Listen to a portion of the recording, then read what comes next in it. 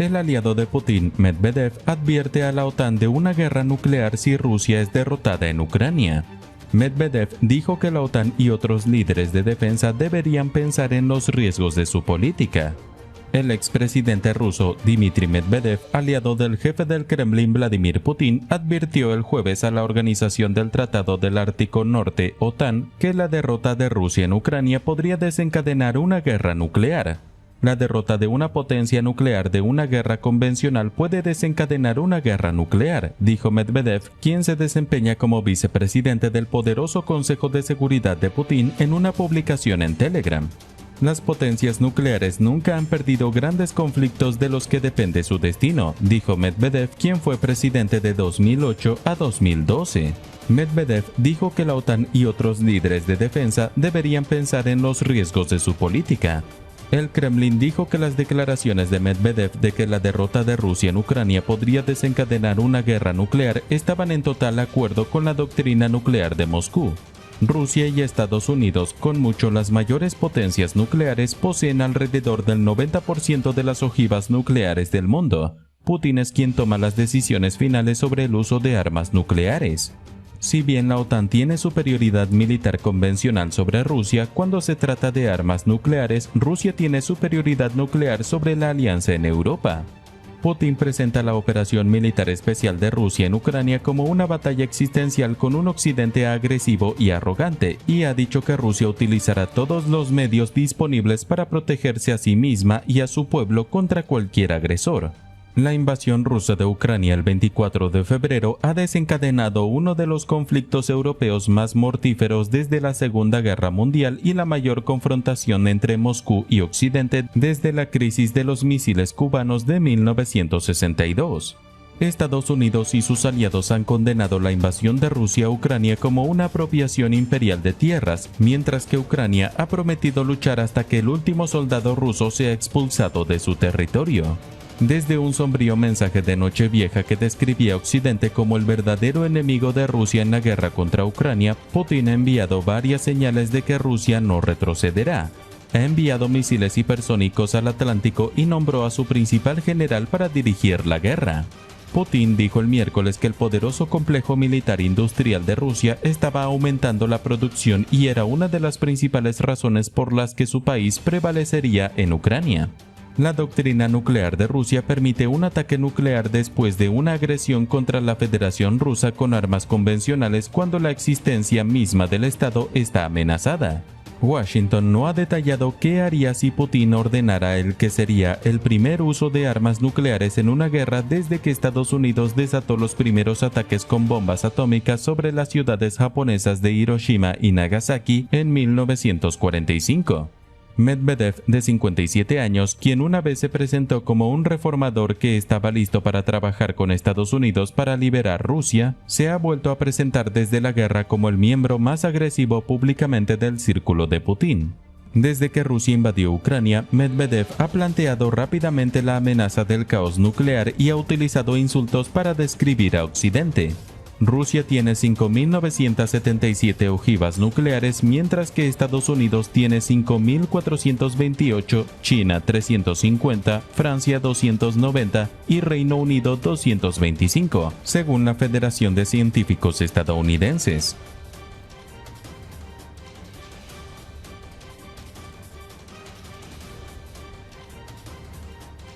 Europa necesita una estrategia para Rusia después de Putin.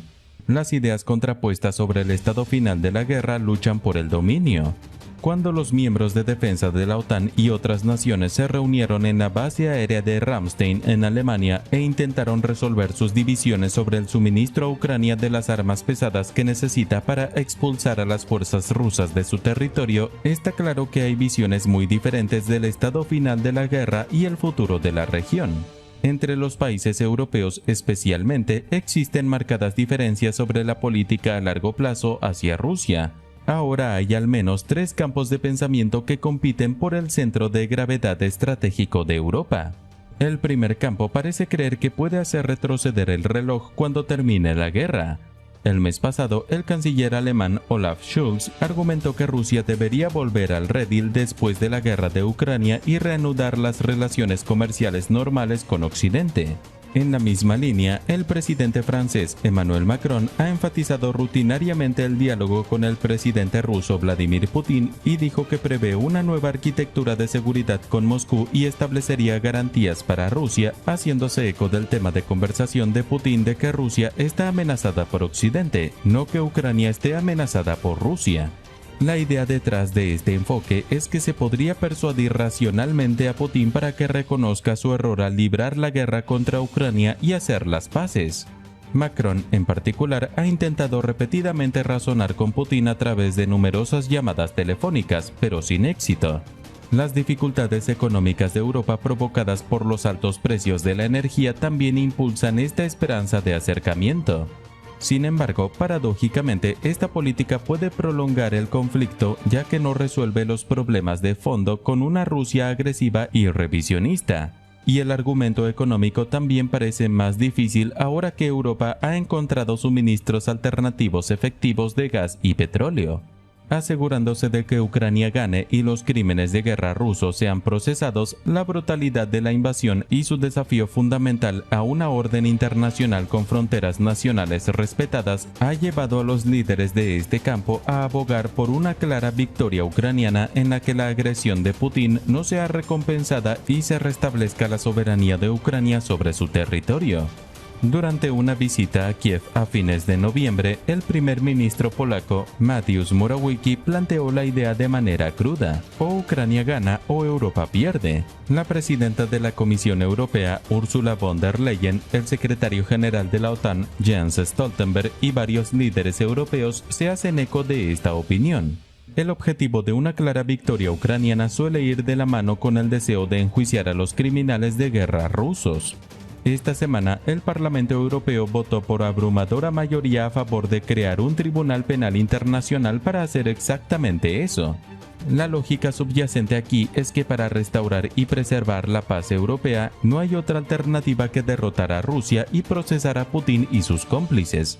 Una tercera opinión, apenas expresada pero emergente, es que Europa solo estará completamente segura si la propia Rusia se transforma. La brutalidad de la guerra de Rusia, la gloriosidad de los reclamos del Kremlin sobre el territorio de los países vecinos y la intención abiertamente genocida expresada por los líderes y propagandistas rusos han revocado analogías históricas con el régimen nazi, lo que llevó a algunos analistas a pedir una Rusia fundamentalmente diferente. Ya sea a través de la descentralización, la democratización o la disolución, según esta línea de razonamiento, Rusia debe cambiar para evitar más guerras contra sus vecinos.